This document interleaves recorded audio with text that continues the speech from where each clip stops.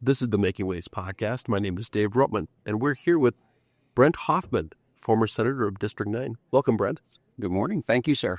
And Brent, you'd like to talk a little bit about new legislators and advice that you'd have for them?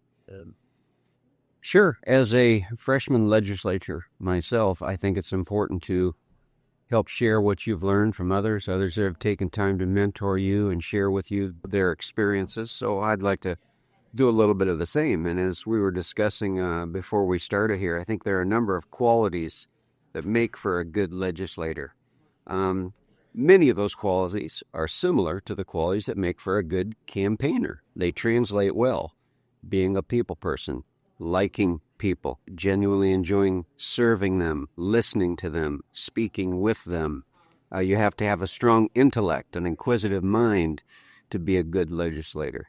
You have to be patient, not take things personally, and really be focused on your constituents, more so perhaps than lobbyists and other sources that you have for information. So yeah, I think it's also very important to have a very strong work ethic. You'll find most of the more well-respected legislators and the legislature aren't necessarily based on political philosophy or ideology, but it's their work ethic. Do they write their own bills? Do they work hard on that? Do they lobby their colleagues? Do they show up on time?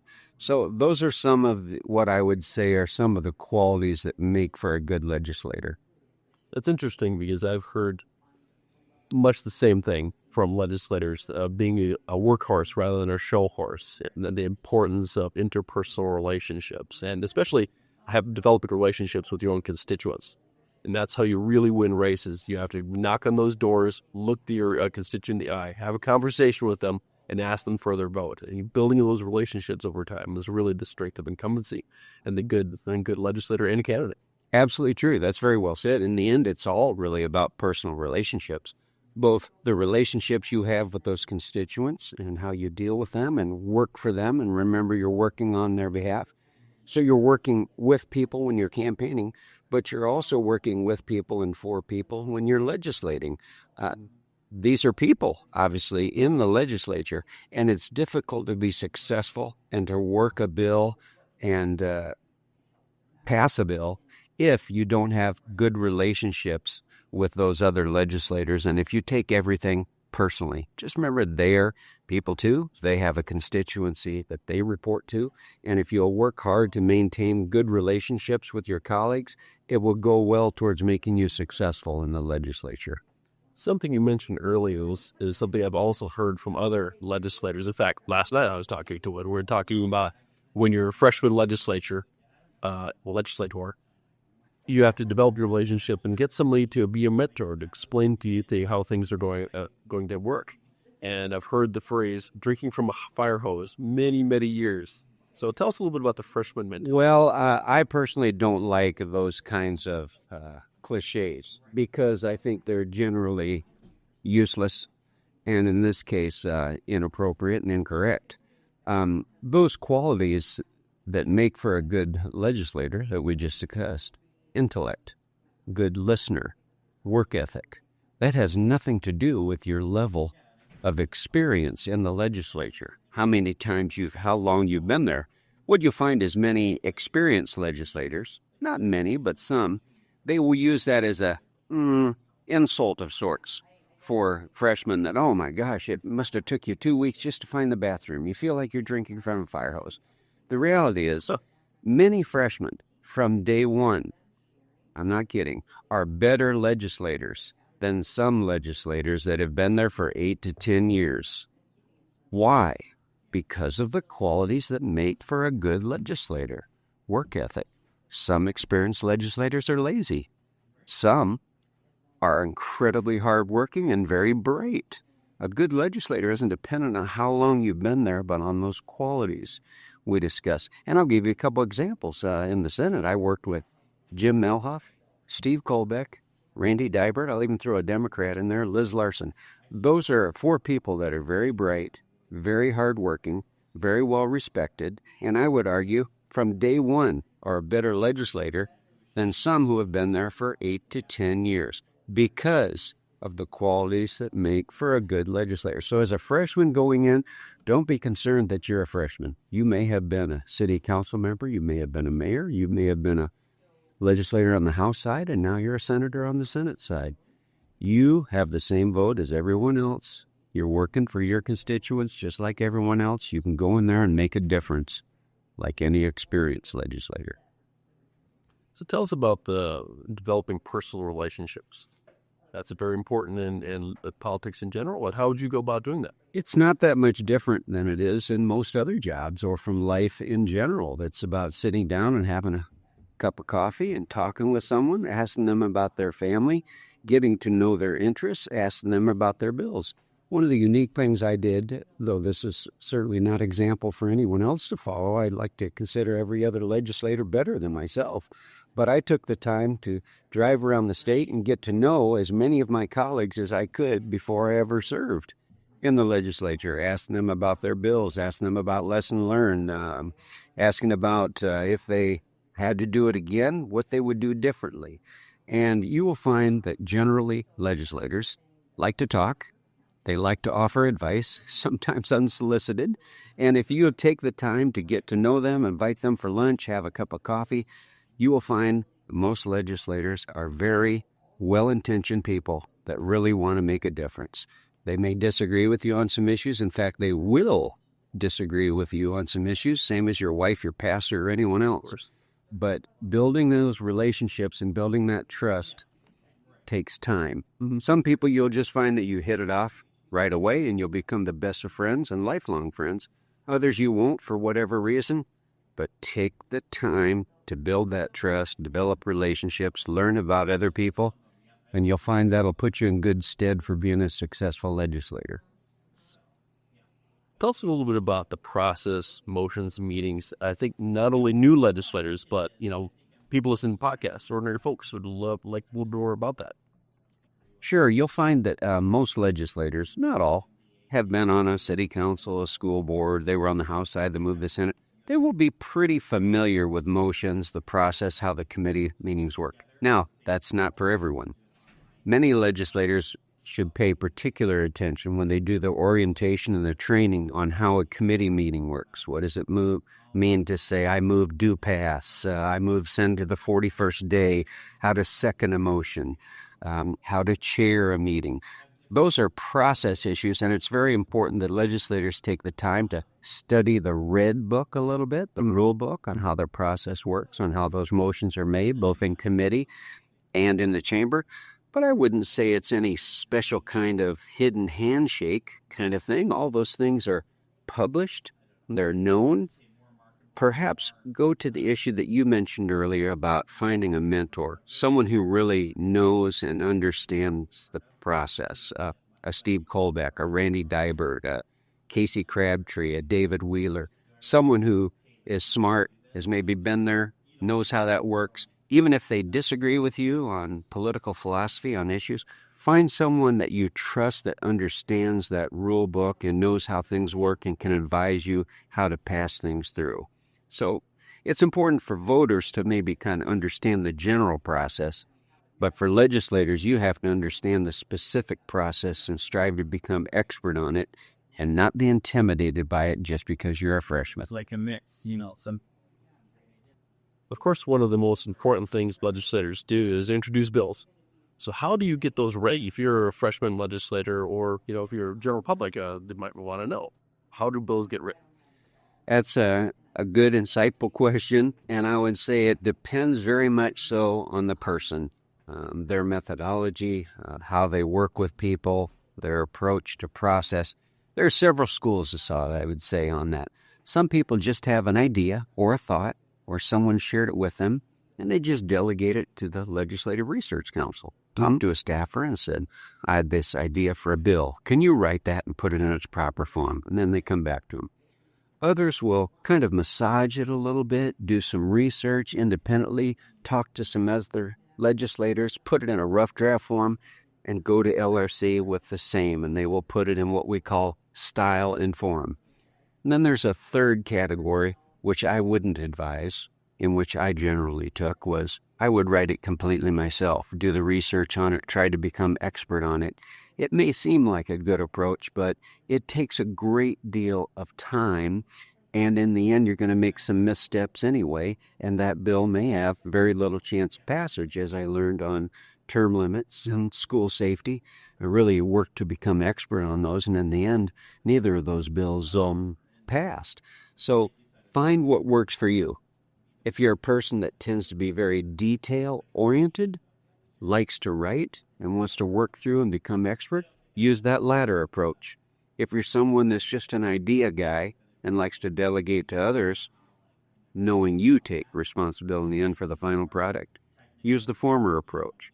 But it's not as mystifying and difficult as many voters and certainly freshman legislators would come to believe. It's a fairly straightforward process. You can go under your computer, click the idea you have, send it to the staffer, have them prepare it for you, or you can take the more detailed approach. That's how you go about writing a bill in general. Let's delve a little bit more into political philosophy. You have a substantially more conservative leadership in both houses of the legislature right now. How would you build a coalition or support for your legislation or bill? Having a coalition of support and counting your votes is critically important to getting a bill cast. When you're a freshman legislator, one of the things I enjoyed doing was pulling up a vote card.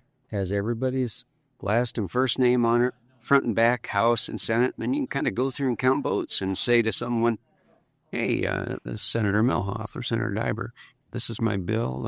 I think we've discussed this in committee. Are you leaning yes? Are you leaning no? Are you no? Why? Are you yes? Why? Understand where people come from. You can use that process to kind of build a coalition of course. One of the things I typically caution freshman legislators against is reaching out only to people who think like you do. If you specifically only try to build a coalition to support your bill from within the moderate camp or from within the conservative camp or ignore all Democrats, I think you're making a mistake in your approach of building a consensus on a bill that may or may not have support from the public at large. One of the best ways to write a bill and work it and build that coalition is to share it with people who you think will disagree with it. I would often go to, I'm not going to mention names because I don't want it to be in a negative light, but I would often reach out to someone who was on more moderate or more even liberal Republican scale for feedback on bills because I felt they just brought a certain intellect or approach or insight to it that could help improve it, and it also helps you to better understand the opposition's arguments when you get on the floor and you're going to debate it. Often it's more important, believe it or not, to understand your opponent's arguments than your own because you can use that to undermine them or to just understand where the opposition is and how you can get it pushed through to pass it. This past session, in fact, one of the bills, I had the most liberal Democrat in the House come to me to be her prime sponsor on the House side on a DUI bill. Another one on a drug bill was a moderate Republican. And then several of them that I had, I reached out to other conservative Republicans in the chamber. So you'll find that political philosophy, while important, it is not the be-all, end-all of getting bills passed, and it doesn't guide a lot of the general work ethic that we have in the legislature. That's a very good point. We saw this in November election. Amendment H, the opposition to Amendment H was tripartisan. The Libertarians, the Republicans, and the Democrats were all opposed to it. And I thought more telling was the opposition to RL 21. There were lots of Democrats. There were lots of liberals that were opposed to RL 21. Dakota Rural Action, a well-known, quite leftist group, was working really hard and had some very good ad campaigns against RL 21. Again, we have people who are normally on the opposite sides of the political spectrum working together on an issue they agreed with. Yeah, those are both really great examples because what you found, for whatever reason, is you largely had conservatives, and I would say some more on the liberal or Democratic end, kind of partnering in opposition to both H and RL 21 in that case, whereas maybe more of the moderate Republicans were the yeses.